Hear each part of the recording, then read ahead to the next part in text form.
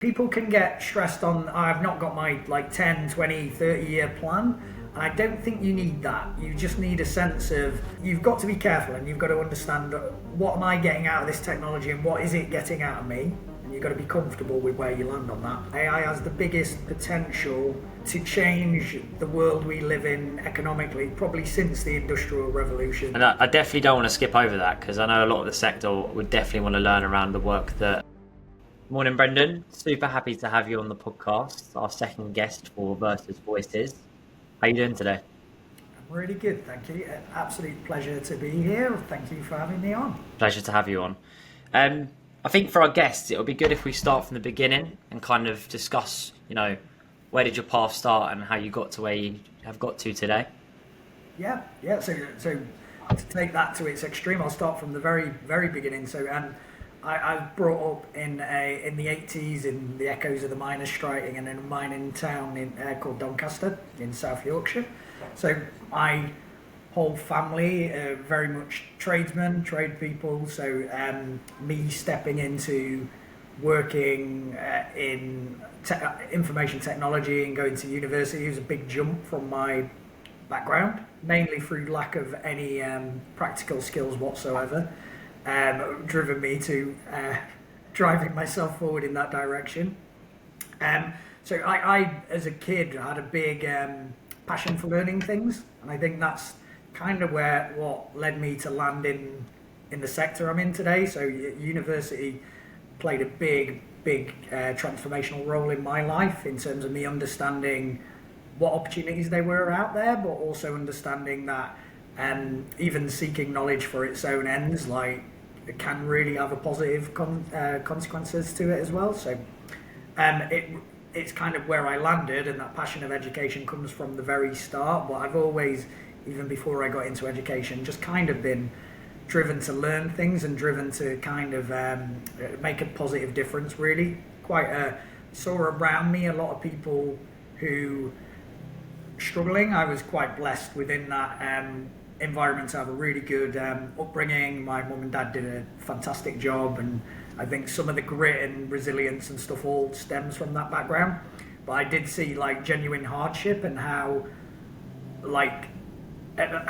certain people need help. So very, very passionate about driving changes and positive change for people and trying to help people who need it as well. That's amazing. And I know we've discussed previously, you said that you were one of the first in your family to go to university. How did that experience of going to university change your perspective on kind of the world and kind of broader experiences that you can go on to?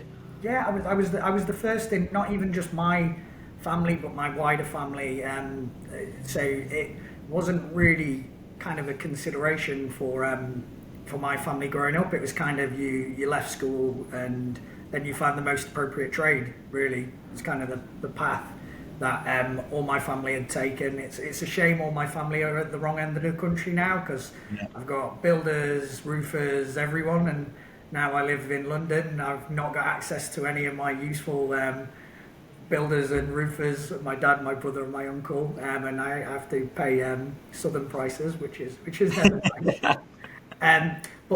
So it was a big thing for me. But from very early on, I'd kind of I think as a young child, my mum was saying I was like 6, and I told her I was going to go to university, and I don't really know where that came from, because it was within my direct field of influence, really. But I always knew I was going to do that, and I didn't really knew what I was doing after it, but I always knew there was a step that I was going to take going to university. So for me, university was a big thing, really. So I moved to the furthest university away I could imagine, which was Leicester, an hour away. That's kind of in where I live in Doncaster. If you go more than 20 minutes away from your house, you've travelled quite a long way. So I went to Leicester University and kind of mixed with totally different people there. Like the learning aside, it just mixed with people who lived in London, very different backgrounds, different races, really diverse crowd of people, and I think that made a pretty big impact on my life of kind of a wider understanding of these are some of the opportunities out there. And I think that kind of then put a bit of fire in me when I came back from university to, okay, I need to really push on with my career and like kind of go wherever it takes me geographically, kind of was the thing. So that I originally started my career with jobs in Sheffield, but it was always where are the right jobs rather than like any geographical kind of decision on it. Makes sense. And one thing I'd love to know is that you said that, a lot of your family, friends were kind of in the trades. What made you wanting to get into like IT and digital transformation? My initial, when I was a kid, I was super interested in politics. So my degree is in history and politics, and then my master's degree that I did while working at the Home Office part time is in international policy and diplomacy. So I've always been fascinated by relationships and how you can influence things. There's definitely a lot of that still stems into my current role. Just again, kind of staying at the start of your journey. After graduated, you stepped into very different environments. Obviously, that being nationwide and the Home Office, it must have been a real shift. Like, what did you learn early on in your career? Yeah, so the nationwide one was interesting. This was literally, I think it was a bit easier to get started then than it is today, actually. So I literally went to a recruitment agent on the Friday, and he said, "You can. Oh, you've got a degree. Okay, well, we've got a mortgage centre that can you start on Monday, basically." And that was kind of it. There was a bit of an interview process, but it was like a half an hour conversation that led directly to work. So I think one on those initial steps. I think I was lucky. I think it was just pre-crash, so it was just before 2008 where I think things got a lot harder for a lot of people, and I'd taken my initial steps prior to that happening. I think that's a big thing. I think there's a lot more now that generations today have to do to get those initial steps. But so I was lucky with that, but then I did like throw everything into those roles. They were like all the way from I think now like basically tearing up legacy paper files to screening mortgage applications. So it was essentially, can you do some grunt work for us? And then it led to assessing mortgage applications a bit later. I was actually waiting. I'd applied for the Home Office long before I started the nationwide role, but that long backlog of assessing security clearance. Yeah. So essentially I was waiting for my security clearance during the whole time I was working at Nationwide, and then that got through about 9 months after the initial checks. So essentially at that point then I went to the Home Office, because my aim was always kind of to work within the public sphere or an organisation that has like genuine impact on making some change. The Home Office maybe wouldn't be everyone's choice, but it was one of those ones where you can see that genuine feed into something that people care about a lot, and that probably is the case even more so today than it was then.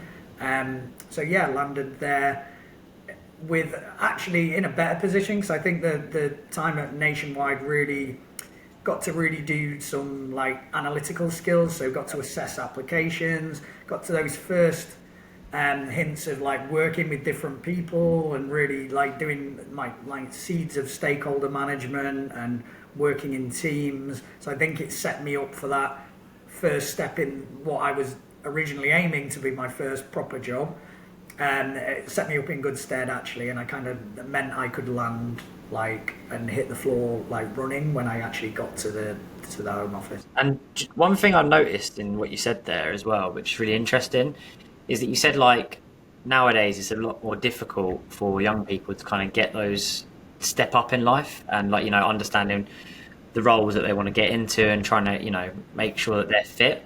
But you mentioned at the start of your journey, even when you were 6, you were talking about going to university, that was your goal. You then said that, you applied for the Home Office months before in advance to make sure you get there. I think the important lesson I understood there is that you had a clear plan and you had a clear vision. Like, how do you think young people today can understand or at least picture what they want to do longer term? Because I think a lot of people come out of university or, they leave school and they're not quite sure what they want to do. Well, I think the first step is, I think, kind of trying to crystallize it in your own mind and maybe talking it through with someone. I think there's there's resources out now where you can do things like get a coaching session to talk about your career and really think through your own thoughts. But Yeah. I'd say there's more opportunity with the way it's progressed since I started my journey a long time ago. Like, you now have access to more resources. This is the positive, right? So there's more opportunities for people to crystallize their own thoughts. You've got your virtual personal assistant on call 24/7 to really crystallize some things with, and also easier access to a wider network to actually to crystallize what you want to do. It's iterative, right? So I think people can get stressed on, I've not got my like 10, 20, 30-year plan. And I don't think you need that. You just need a sense of what is the next couple of years? What's my initial steps? And maybe doing, if you're really not sure, it's having that sense that it probably will pivot and it probably will change. So what are some core skills you can pick up that actually will stand you in a good stead in multiple directions? Or you may have a really super clear idea, and then it's really how do you throw everything into that to make it happen. But if you haven't got that, you still can have like a sense of what's the direction to move me to somewhere where I can go in a few different ways here. And I think having that clear sense, like, you can only be proactive for yourself.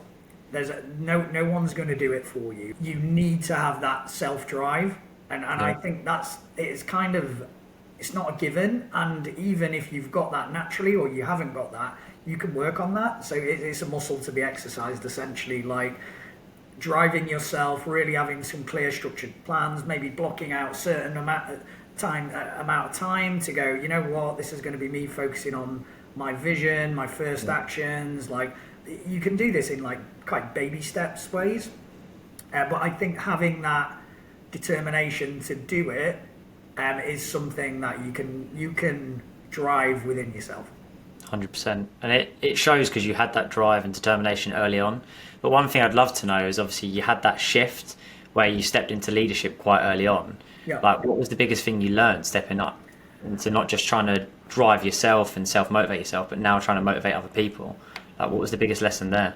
Yeah, it's very different. So after I moved to the Home Office, like I said, I think the nationwide role set me in good stead to kind of hit the ground running. So I started off in the Home Office as a caseworker, essentially. So I'd assess asylum applications, but initially manage migration applications around student visas was the big focus. So I did that, and I did that really well. So I exceeded like every target that was set me, because I think that came down a lot to, essentially, I'd shift the title, but I was assessing mortgage applications and then assessing immigration applications. Yeah. So I think my previous experience gave me a bit of a head start on some of the other people that came into the role.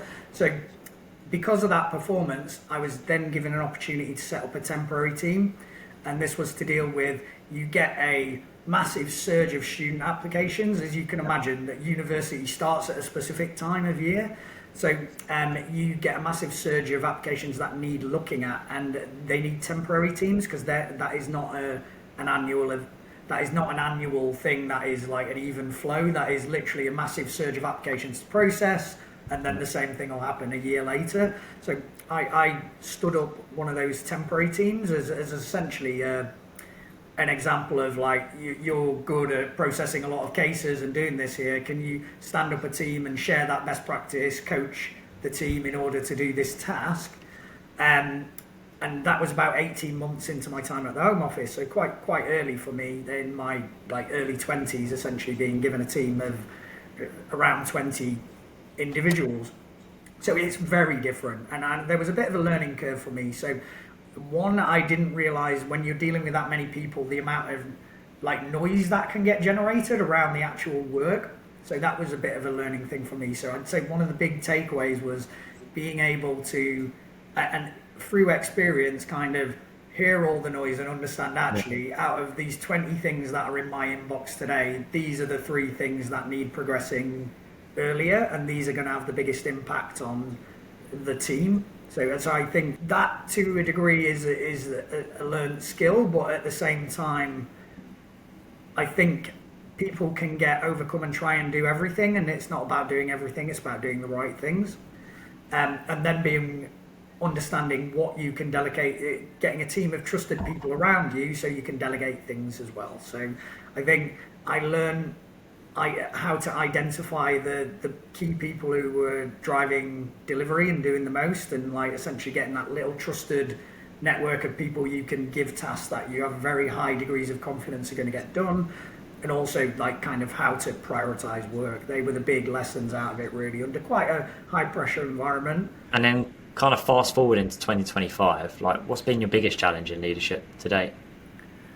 So I'd say my current role, I'd say, has been the biggest one. So I've been in that role now for a while, but there's a big ask when I stepped into that role. So I was setting up a new set of teams. So I have 3 teams that I look after at the moment, and one of those teams partially existed when I stepped into that role, but that's pretty much it. So I've essentially been building some things from scratch.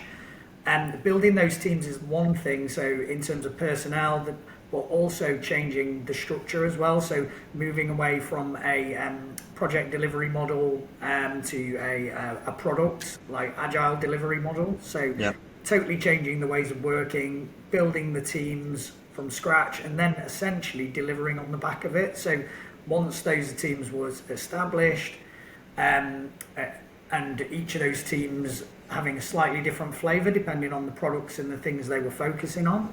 Yep. And really working with those teams to like really nail the how do we want to work together, and making sure this was a two-way discussion. So we really had some like collaborative agreed ways of working together. What does good look like? How do we want to get there? How do we continuously improve? Yep. And actually then looking at the way we delivered things and trying to do that in a way that didn't stifle innovation but had some consistency as well, and trying to find that balance between the two things is a big change from a traditional waterfall delivery approach to essentially the project model, where we're not just dealing with the change elements, so we're dealing with enhancements and change, but also the day-to-day operations stuff. So it's one team dealing with everything, and the real big benefit of that is, rather than project teams throwing things over to the fence to an operational team, essentially the team doing the changes are inheriting the changes they're doing. So there's this big drive to, in terms of quality, to make sure things are done properly. Because if they're not, then essentially the person who are going to end up with a headache is the team themselves. So I really liked the model for that reason, and kind of, I think, making that change in the model, establishing the teams, and then essentially over the last 3 years delivering the roadmaps that got established from them of how do we get in a better place, how do we get rid of some of the legacy infrastructure, how do we utilize some of the enterprise products we've got and expand the capabilities, how do we get more added value things from automation at the time and AI more recently, like how do we really drive transformational change for the users. There's been a big thing, and one I'm very proud of over the last like 3.5-4 years, that my teams have massively transformed and delivered lots of value to Imperial. That's amazing, and I definitely don't want to skip over that, because I know a lot of the sector would definitely want to learn around the work that Imperial College have done around agile and setting up product teams. But I think something that you said early on that resonated with me was, you know, you came into an existing team, but you built a new team, and you also made a few changes. Yeah. And I think that part of coming into an existing team, I'd be really interested to know, like, how do you build trust and credibility early on when you're coming into people that have been there maybe longer than you, or, you know, people are resistant to change. We're all change makers, but we are resistant to change, just naturally as humans. Well, I think it's starting by listening. So rather than just jumping into, I've done this before somewhere else, I've got an idea around how this goes, I'm going to dictate the way this is going to go from minute one. I think in that way you're nearly guaranteeing that you're going to get people's backs up unless they're really flexible people. You're essentially saying, I'm taking any ability for you to be involved in this conversation, and I'm going to enforce change upon you. So I think it's more of having an approach of, when you initially step in, being aware of the problem, understanding the problems you're trying to solve from the angle, a strategic angle, and people above you, but also talking through with the teams and making sure you're not missing anything. So I think there's a big element of having really kind of the viewpoint of the delivery team and also the strategic view, and trying to work with the team collaboratively to meld those things together about a way forward. So in the best case scenario, you'll have a talented team who you can really shape it with collectively. And where that isn't the case, so some of the teams were essentially brand new teams. It is really about how is the way you maximize and try and find the right talent to feed into that conversation in order to make it a collaborative approach as well. So I think finding the right talent is a key thing, and making sure in your head you've got kind of what are the characteristics you're after for the challenge ahead, but also understanding the people that are already there, that you're bringing that into, and making sure there's going to be a mesh across the team in terms of ways of working, like how would that fit into the overall dynamic is important as well. 100%. And what do you think is the secret sauce to building a high performing team? Is that the structure? You mentioned Agile, you mentioned Imperial and the product. No, I don't think it is the structure. So I think structure has a lot of advantages, but essentially they're all. It's mainly the people. So essentially you can have a really bad structure with great people and somehow it'll work. If you have a really good structure with not great people, it won't. Yeah. So the structure is important, and especially as you get into the more finer margins. Once you've assembled a team of what you think has the right skill sets and talent, then the structure becomes more important. And especially as you're moving from those initial stages into like how do you get to high performing and what are the steps there, then the ways of working become really important. But that basis of having the right level of talent, or people who are willing to take the steps to plug some of the knowledge and capability tasks to become the right talent. It might be you inherit a team that on day one hasn't got all the skills you need, but actually you collectively work through what's a plan in order for us to get those skills and develop them in-house. And I find actually that's quite a beneficial method for giving people, empowering people in their own development, building it like a really cohesive plan that's collectively agreed amongst the team around how are we going to get where we're going to get, how are we going to match the skills required to the challenge at hand. And that gives you a bit more of a chance to look at the strategic drivers and go, in order to deliver this strategy, we've got these products and we need these skills, and really making sure it cohesively all sings together really. But when it comes to those people, I think some of the key things I'm looking for is essentially the ability to learn, that drive to like continuously improve, I'd say is probably the biggest thing over everything. The ability to communicate in different forms to different people. But I'd say the first skill overrides that, because if you're willing to learn, you're willing to upskill in terms of how you communicate. It drives there, and then you get to the technical skills and some of the underpinning skills. But that ability, that willingness to learn, communication skills, and ability to work with different people and take on different like viewpoints, I think are probably the core things. Everything else can work around it if you've got that core set of skills.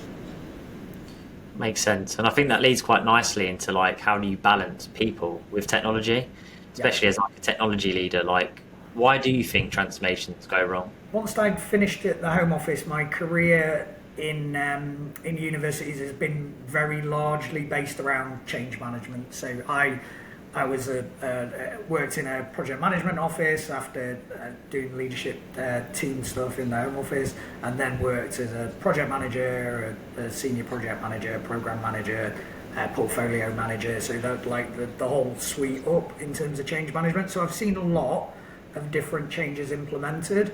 The main things that go wrong, I'd say, is one, have you got clarity on the problem you're trying to solve?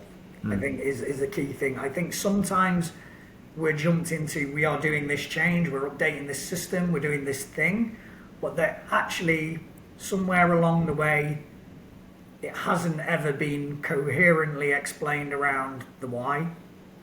And I think having the why clear as an initial starting point before you do anything is fundamentally core. And that is from a perspective in terms of clarity and being able to measure success, but also in terms of dealing with those people and being able to speak to your stakeholders. You need a cohesive story of, we are undertaking this change in order to achieve X. And unless that story is clear, you're always setting yourself up for some shaky stakeholder management conversations, really, if you haven't got a real clear idea around what is the benefit of the work you're actually trying to do, or what is the problem you're trying to avoid. It needs to be clear. When you have that clarity, I think that then makes all the subsequent steps easier. Yeah. And I'd say that lack of clarity of the initiatives and the shape of them, the scope of what's in and out, is one of the big reasons I've seen a lot of things not go as well as they should, and picked up a few of those things to fix. And I always go back to that first thing: why are we doing this? And sometimes sense checking should we be midway through. So, I mean, a couple of instances I picked up when I was at University of the Arts London. I picked up a information management program quite late on, and I think that had gone through a real journey. That program had started really positively. They'd had the Information Commissioner's Office in, really set a clear sense of, these are the 26 items you guys need to address in terms of your information management. They'd set out that initial plan really well. In the middle third of that program, it kind of got lost, and they'd changed from having that cohesive program plan and the 26 actions driving all the subsequent actions and outcomes they were after, to going down and looking at like a file management plan. It had basically spent 6 to 8 months going in one specific direction that didn't actually address the outcomes they were trying to achieve for the overall program. So I came into that and really went back to the basics of, there was a really clear driver here and a really clear plan. Like, how is what we're doing at the moment addressing that? And the answer is it wasn't. So we really went back to the stakeholders and went, what is a way of us within at that point we had a tight timeline. We had the best 9-10 months to essentially get the program to outcomes stage, and a lot of work to do. So it was essentially, how can we lean back to the original objectives and really come up with a cohesive plan that has some real quick wins, get the momentum back. And undertaking that exercise was really effective. We did that by really going back to addressing the problem, really getting the stakeholders on board. You'll find once you talk to the stakeholders when something's going wrong, a lot of the time they feel listened to for the first time in a while, if it's been going wrong for a while. And actually you build goodwill just by having those conversations, and it's about reshaping it with people rather than trying to reshape it on your own, because then you're not going to get anywhere. And if you have that cohesive buy-in, then you can actually achieve quite a lot of things reasonably quickly, depending on what the program is. And how do you ensure that, that message isn't lost? Because I think sometimes people get really excited at the start of something. Yeah. Like, yes, we're going to go for it. We're going to deliver this. And then you get into that kind of middle part where the excitement dies down. It's not new anymore. Yeah. It's kind of like, do I really have to do that? I've got so much other stuff on my plate to try and juggle the day job and then deliver this. It's difficult. And then obviously near the end is that when people get excited again, how do you make sure that kind of messaging is not lost throughout? I'd say two things. So narrative is king. So if you have a really clear narrative, you can echo back to 4 or 5 PowerPoint slides that say, this is the problem we're trying to address, and this is the solution we've come up with. This is the vision that we're trying to achieve. And if you have that literally as clear as day, you can always come back to it. And I think if it isn't clear at the beginning, over time it's only going to get less and less clear. And not being afraid to go back to that and say, we were trying to achieve this at the start. Is this still what we're trying to achieve? As things evolve, things change. Being willing to accept things change and revisit on a regular basis is absolutely key. The other half of this is, unless it's really necessary, having that big long gap between start and end is a very is what I'd avoid it unless you can't. There's some things you can't. If you're doing a building project, for example, you've got to do things in a certain sequence, and things will take an amount of time. In technology projects, there is usually an opportunity to break things down, really concentrate on having multiple deliveries.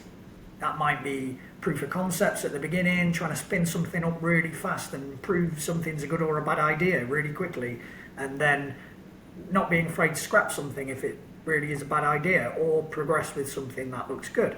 Then pilot groups, expanding that, having a certain set of deliverables, that is your minimum viable product. Like, some people hate that term, but it kind of minimum lovable product, whatever it is, essentially the minimum you can do to add value early, rather than waiting to achieve perfection and never quite getting there and frustrate people. What are the steps you can do? I worked on a few ones where we had a real module delivery is a good one. So we had a core stream, which is a governance system implementation recently, and that was really broken down into modules. Like, we're delivering the risk module here, the compliance module here, some of the health and safety modules later, and that took a long time. If you had the whole thing in, this was like 18 months of work. But during that, they'd been modules being delivered consistently across the whole piece, so it makes it much easier for stakeholders to understand and get value from in chunks rather than all in one go. And do you think that's why Agile's so key? Like, and you're seeing more people adopt Agile? Yeah, I think it is. I think it can be a problem in the way it's adopted. So I think there's a lot of people who will look at the tag Agile. They'll look for, okay, I'm gonna get safe methodology. I'm gonna label. We're now labeled. We're Agile teams, and I think actually safe in particular is a really quite a rigid framework. It doesn't sing Agile to me. Anything that has basically an A3 piece of paper that has all the processes on it isn't very Agile. So I'm not a huge fan of overly complex Agile delivery methods. I think keeping it simple and sticking to those principles of regular iterative development and delivery, and things being as small as possible, and really embedding the mindset is the most important thing. Like, what are we trying to do here? Are we trying to be flexible? Are we trying to do things quickly? Are we trying to innovate? If you've got those core principles embedded in your teams, and then all the stuff around it becomes quite simple. So I don't think Agile, the Agile framework isn't a fix. It is more about essentially embedding some of those Agile thought processes in the teams, I think is the bigger challenge. And once you nail that, all the actual ways of working and things become a lot easier. Fine. So again, it comes back to culture, it comes back to people, and then the process of how people work and stuff like that. Rather than, again, a lot of people think the technology is the silver bullet, but it's not. I'd say in the triangle's known essentially as like people, process, technology. You need all three of those things. The technology is usually the last of those three things. You start with the people, you build the processes, and then you see where can technology help me. And that's probably the order of attack for a lot of things. Having said that, technology, there's so much opportunity there. You can see where the driver comes from to jump about. There's an opportunity with the technology here, and essentially jump ahead with the technology without thinking about those things. When you're implementing a new bit of technology, making sure you've got the right skill sets in place, or you have a plan to establish the right skill sets to actually work that technology, get the most out of the capabilities, it's absolutely key. Technology now can solve more problems. It's also probably more expensive than it's ever been in terms of the amount of capabilities and solutions to problems you can have within it. They only become good value when you're actually utilizing those capabilities, getting the best out of them, and have a team that can regular churn and improve whatever products you have. 100%. And I think talking about technology, it'd be silly if we didn't mention it, but AI, like how do you think that's reshaping the future and the way people work? And I think a lot of the time people always get a bit worried around AI. Like what's your opinion on it? Like what's your use cases? How do you see the future of using AI? So AI, I think from everything I understand so far, AI has the biggest potential to change the world we live in economically, probably since the Industrial Revolution. This is people moving from farming fields to suddenly going to the cities to work in factories. That huge era of disruption in like the 1900s and Victorian times in the UK and later elsewhere. AI potentially has that absolute transformational ability, because things that people were doing manually today can be done by agents essentially, and as this is evolving, the fact you can flavor agents with different focuses. I'm an agent focused on service management, I'm an agent focused around education. Like, you can actually tailor the agent's responses based on personas, and then the addition of being able to actually have them kick off actions rather than just the initial LLM. You can give me a text response, being able to actually kick off kind of automated workflows. There's huge swathes of productivity savings potentially, and this is the big thing. So if we want to then take a step back from my statement that is the biggest thing since the Industrial Revolution, kind of the reality is automation benefits have never been fully realized. Like, we've had the ability to do pretty complex automation for a decade, longer if we want to be honest, but a decade, and still with that we essentially find a lot of our public service driven and sectors, the things that aren't on the cutting edge of the private sector, haven't fully embraced automation across the board to make those huge productivity savings that we could have already made a decade ago.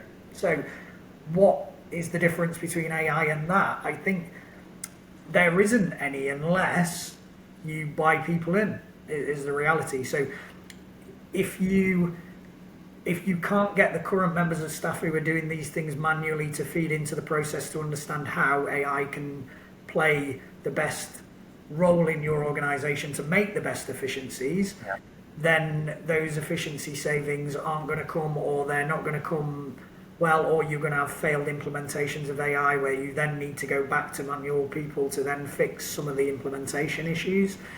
You essentially need the people with you, and I think that is about having some real clear messaging around what are you trying to get out of AI. If this is an attempt to massively reduce headcount, then you're probably going to have a big problem with buying people into that who are essentially going to be the headcount you're reducing. Or is this an ability with the same, we're looking to do way more? And realistically, as a society, we need that to happen. Like, we've got an aging population, got public services under real strain, the money and the debt payments are only going one way. So essentially we need to do way more with the same or slightly less. We need to be more efficient. Now, if you can really say to people, we're going to give you opportunities to reskill using AI, like we're going to have more people who are going to be tech focused around making time savings. The fact your old role is changing is not the end of your role, and we give people really clear pathways to move from one way to the other, then we can do this essentially. But that's what needs to be there. There needs to be the real clear messaging, and then you need to earn people's trust by working with them and really having a nice clear pathway of how we get the best out of AI without dramatically disrupting the workforce. 100%. And kind of shifting to the next generation, obviously working for the second best university in the world, what do you think the next generation of talent will play in the future around technology, around transformation? Just what do you see? What we might not see? Well, I think the reality is every generation has more and more technical skills as they are embedded from very, very early in their lives, everything they do, and it's a big focus of their lives. So essentially, the transformation of the future should. There's the technology and change curve and the transformation, and this is the fastest that technology's ever been transforming, but it's probably the slowest it ever will be.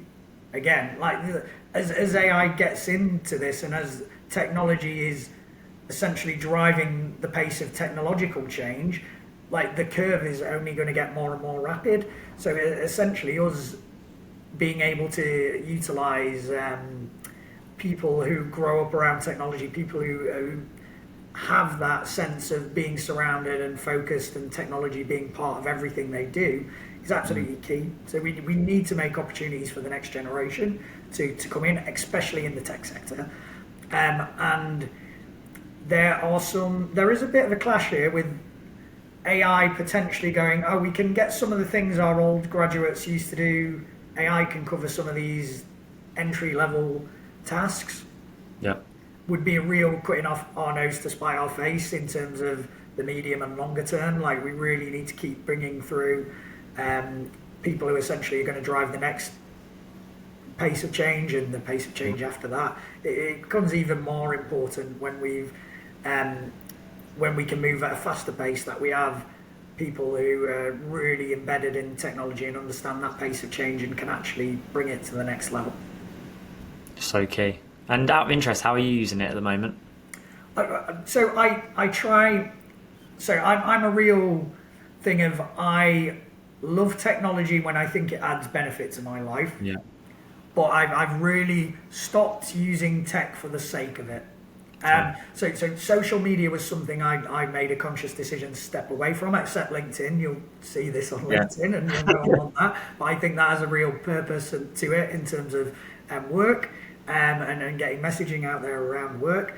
But other social media I totally stepped away from, because I got to a point where the separation of people into camps, and that kind of, I didn't like it. I didn't like the element of fake news.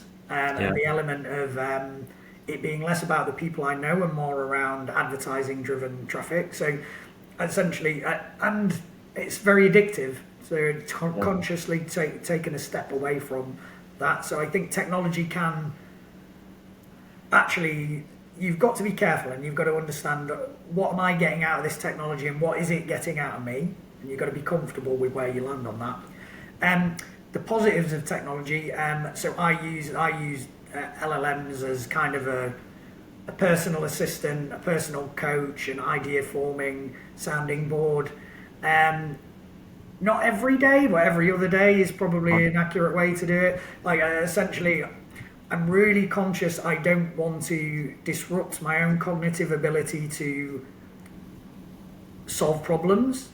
So I don't want to be totally reliant on it, but I, at the same time, can't ignore the massive amount of value and efficiency that it can give to your own personal work. Like putting together a deck or the starting bare bones of a strategy document, you can, rather than needing a couple of days to workshop and finesse that, your starting point can be done in a few minutes, so long as it's a starting point, and then you're using your own cognitive ability to then shape it and turn it into something that actually has value and meaning, rather than it being generic. I think that's the key thing. I think it's about us using the tool, not being used by the tool. Fine. So use it as a starting point, but then tweak it to make it more Brendan-like, for example, rather than ChatGPT. Sense check your own thinking. So if you've got some ideas about something, literally put that to the LLM. This is what I'm thinking. Like, what do you think on this? It essentially becomes a bit of a, sometimes we haven't got a peer on hand that can go, oh yeah, I think that sounds good, this not so much.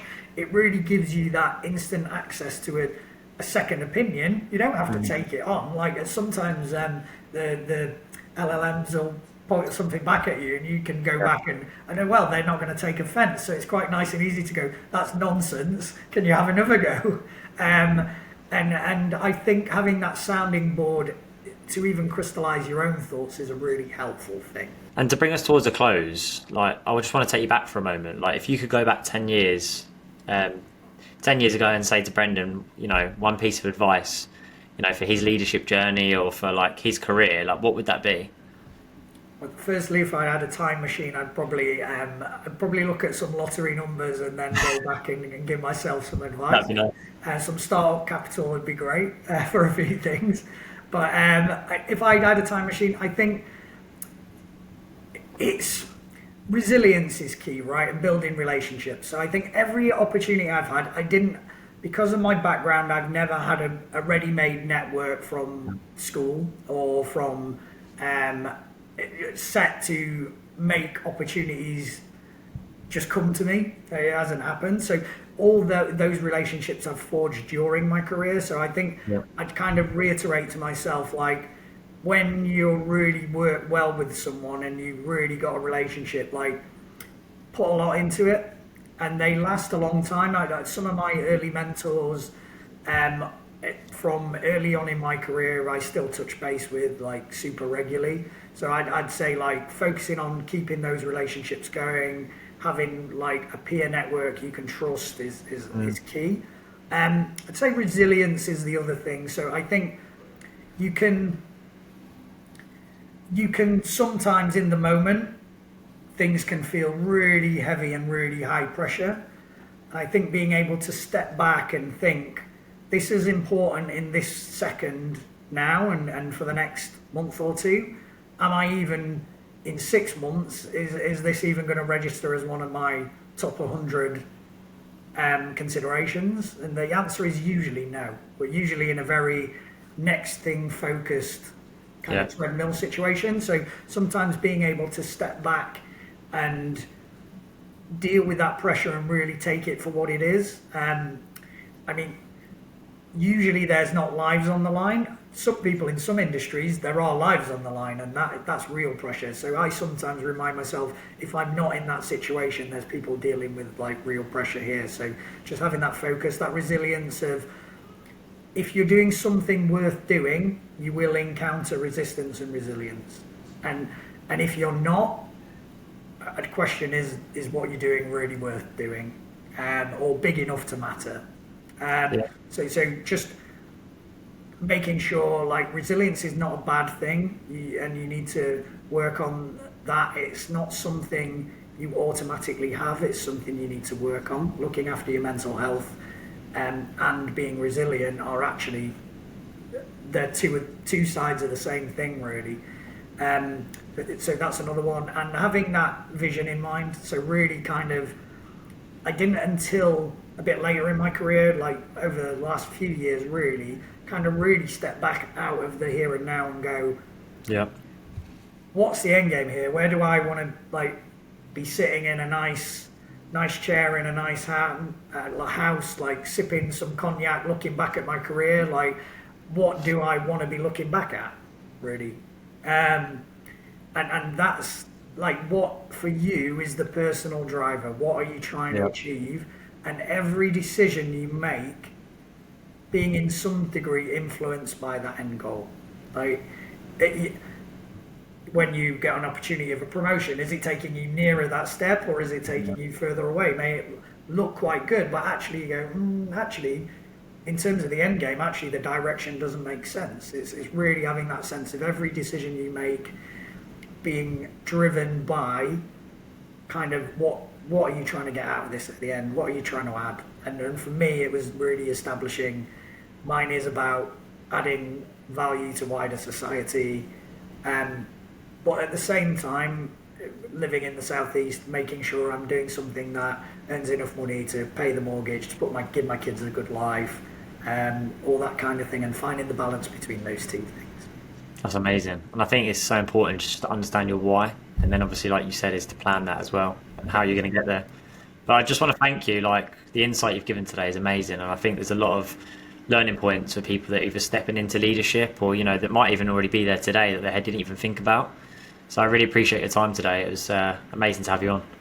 Yeah, thank you. I really appreciate it. And I'm aware there's a lot of content that I've gone through here, and there'll be a nice edit that'll be much more digestible for people rather than hearing me blathering for the best part of an hour. So it's been a real pleasure, and I've really enjoyed it.